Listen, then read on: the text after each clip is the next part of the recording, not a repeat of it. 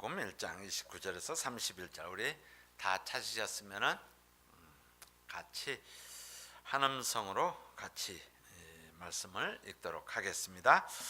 회당에서 나와 곧 야고보와 요한과 함께 시몬과 안드레의 집에 들어가시니 시몬의 장모가 열병으로 누운지라 사람들이 곧 그의 일로 예수께 여짜온대 나아가사 그의 손을 잡아 일으키시니 열병이 떠나고 여자가 저희에게 수종드니라.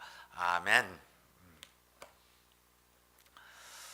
우리 오늘 이 말씀은 고침받은 시몬 베드로의 장모님 이야기입니다. 마가복음 1장 29절에서 31절입니다. 오늘 말씀의 30절에 보면 열병으로 누웠다. 이것은 이 병이 갑작스럽게 생긴 병이 아니라 원래 성경을 보시면은 이것이 지속되어 온 열이 계속 있었던 병입니다. 그리고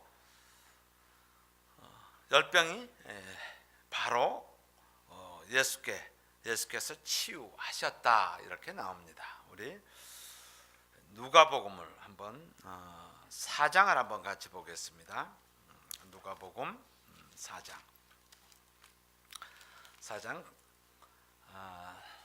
39절 말씀 같이 보겠습니다. 4장 39절.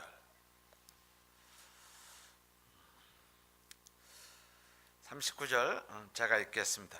예수께서 가까이 서서 열병을 꾸짖으신대 병이 떠나고 여자가 곧 일어나 저희에게 수종드니라. 의사 누가가 기록했을 때는 38절에는 중한 열병 이렇게 나옵니다. 매우 시비어한 템퍼레처가 한참 높은 그런 열병. 근데 그 치유가 이것은 오래 지속된 병이었어요. 근데 이 병이 바로 immediately 곧 일어나 저에게 수종드니라. 그래서 이 말씀을 통해서 오래된 지속된 병이 예수님께서 치유하셨을 때 천천히 열이 식은 것이 아니라 바로 열이 사라졌다 이렇게 나옵니다. 마가복음에 다시 돌아와서요. 이 마가복음은 우리 마태복음에는 뭐 산상수훈 이렇게 해서 이 예수님의 강화가 이렇게 기록이 됩니다. 근데 마가복음에서는 거의 그것이 생략이 됩니다. 생략이 되고 바로 현장에서 이웃 사랑을 실천하는 그 증거들을 기술합니다.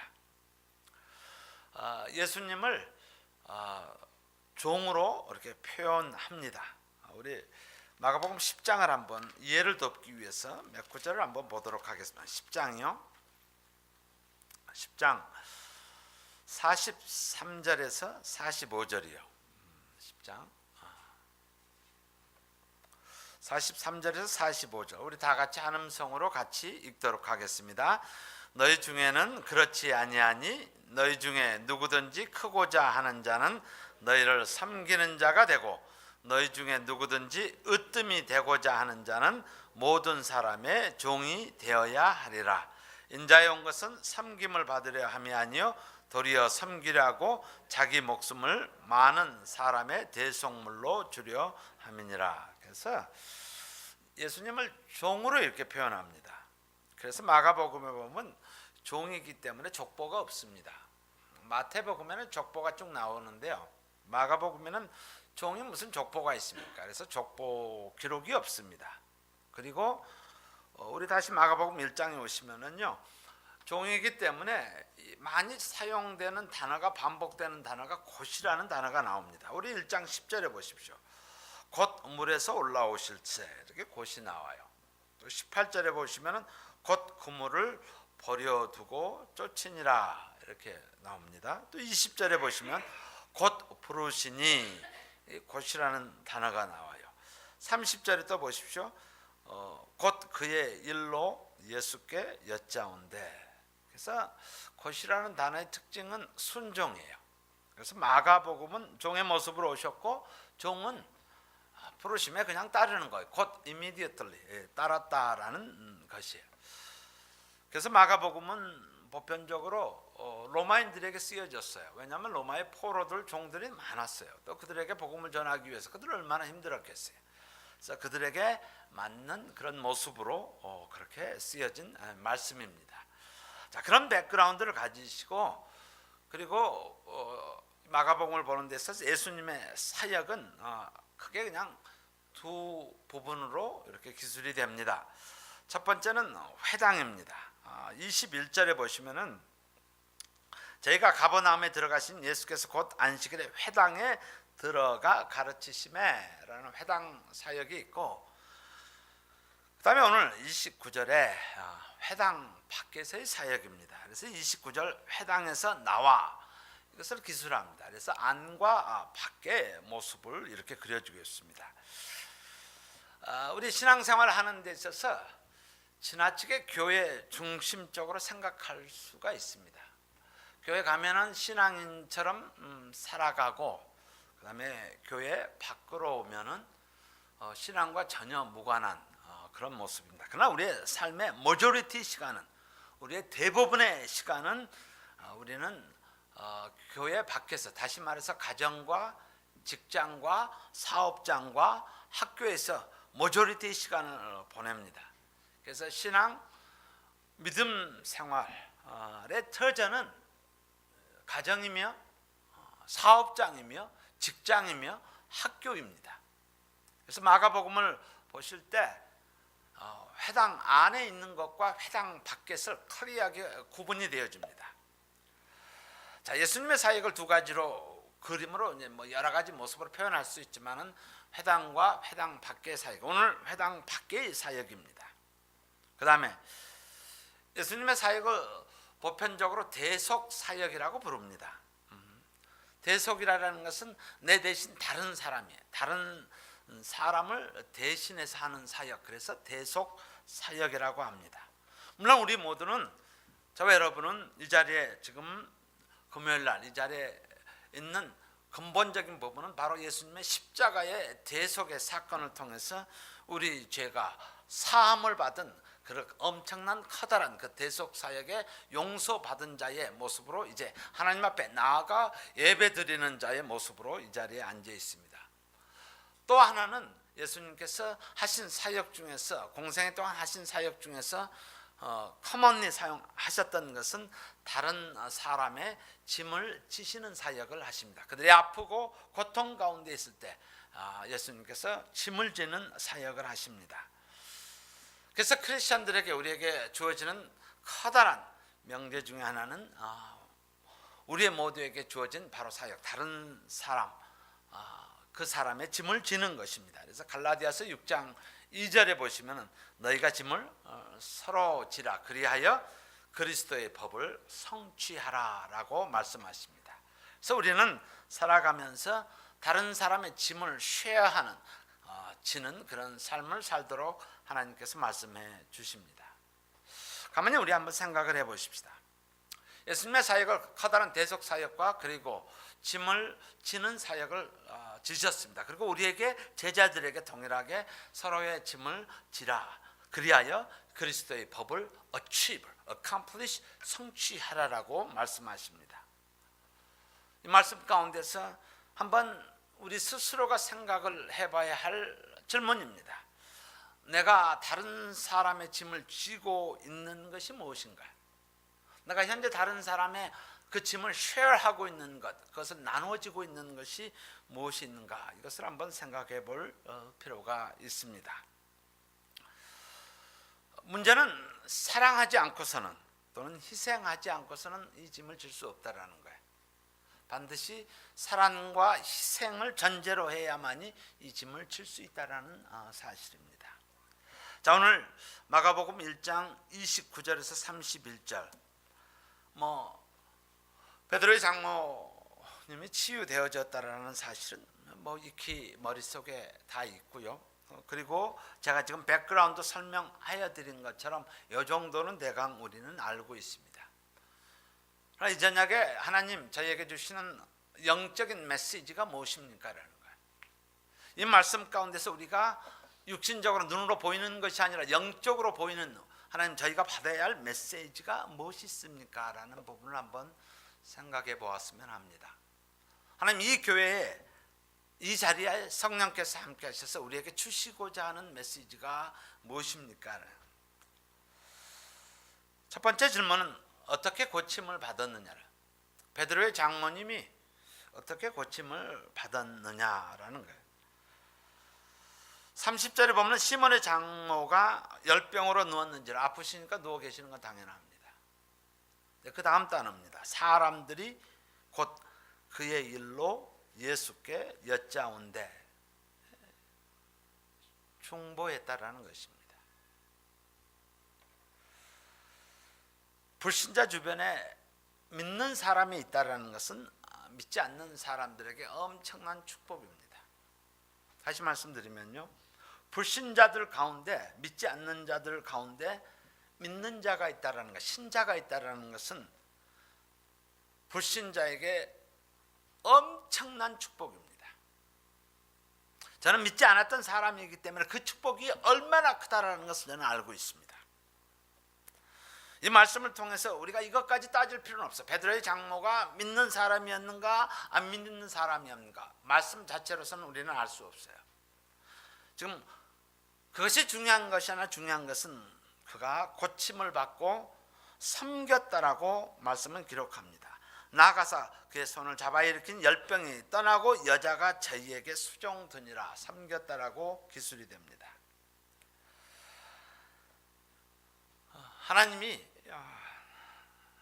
나를 부르신 가장 중요한 이유가 뭘까요? 저희를 부르신 이유가 뭘까요? 라는 근본적인 질문을 한번 할 필요가 있다고 생각합니다. 하나님, 이 말씀을 대하면서 하나님 저를 부르신 이유가 무엇입니까? 여기 사람들이 곧 그의 일로 예수께 여짜온대. 바로 이 사람들 때문에 이 사람들의 중보를 통해서 베드로의 어머니가 장모님이 치유되었다라는 그 말씀입니다. 하나님, 나를 부르신 이유가 근본적으로 무엇입니까? 왜 수많은 사람들 가운데서 저를 불러주셨습니까? 오늘 이 말씀을 통해서 이웃에게, 믿지 않는 자들에게 복의 근원이 되기 위해서 하나님께서 저희를 불러주셨습니다. 그래서 우리는 아브라함부터 시작해서 신학적으로 우리는 충분히 이해하고 있습니다. 우리 창세기 30장을 한번 보도록 하겠습니다. 창세기 30장이요. 30장 27절이요. 30장 27절.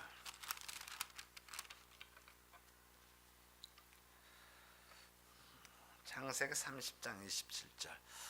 우리 다 같이 한 음성으로 같이 읽도록 하겠습니다. 라반이 그에게 이르되 여호와께서 너로 인하여 내게 복 주신 줄을 내가 깨달았노니 내가 나를 사랑스럽게 여기거늘 유하라. 라반이 이야기합니다. 그에게 이르되 여호와께서 너로 인하여 내게 복 주신 줄을 내가 깨달았나니. 야곱 때문에 누가 축복을 받았다고요? 라반이 축복을 받았다. 너로 말미암아 내게 복 주신 줄을 내가 깨달았다라고 말씀하십니다. 39장을 한번 보겠습니다. 39장이요. 39장 5절입니다.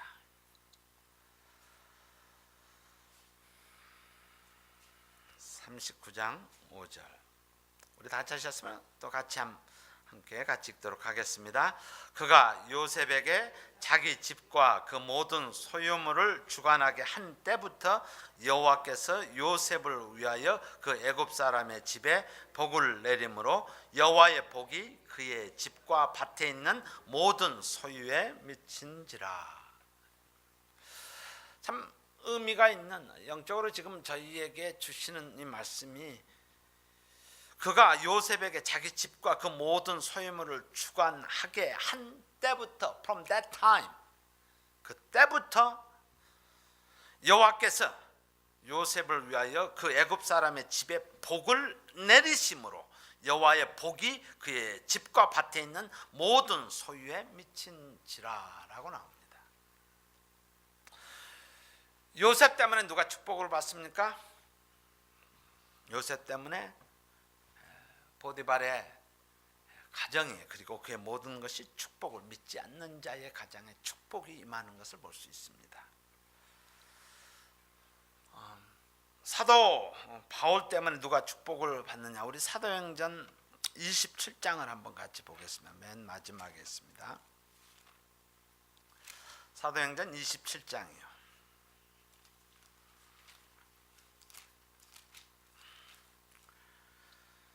27장 24절에 보십시다.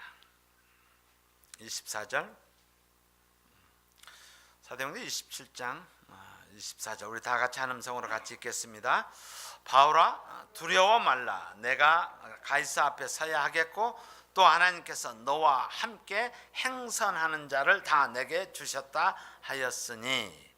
그리고 34절과 37절을 같이 읽겠습니다.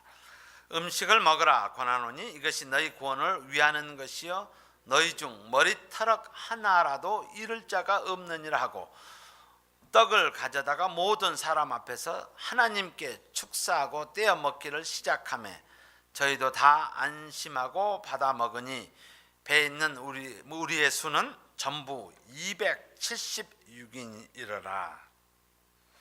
풍랑 가운데서 276명이 구원받은, 축복을 받은 것입니다.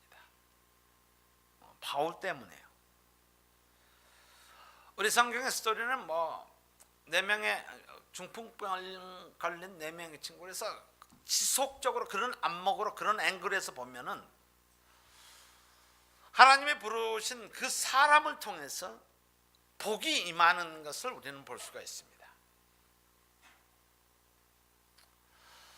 그렇다면 동일한 것을 저와 여러분에게 어플라이를 하면은 하나님께서 우리 때문에, 나와 여러분 때문에 믿지 않는 모든 사람들이 축복을 누리고 있다는 사실이에요. 이것은 하나님의 약속입니다. 처음 아브라함을 부를 때부터 너는 복의 큰 원이 될지라라고 말씀하셨고, 또 그것을 우리의 삶 가운데 내가 부족하고, 아브라함이 부족하고 연약할지라도, 야곱이 부족하고 연약할지라도 하나님께서 그를 사용하셔서 하나님의 사람이 있는 곳에 하나님의 축복을 주시는 그런 놀라운 모습입니다. 오늘 말씀을 통해서 사람들이 시몬 베드로의 장모님이 열병으로 누워있는 사실을 알고 예수님께 고함으로 말미암아 치유함을 받는 것입니다.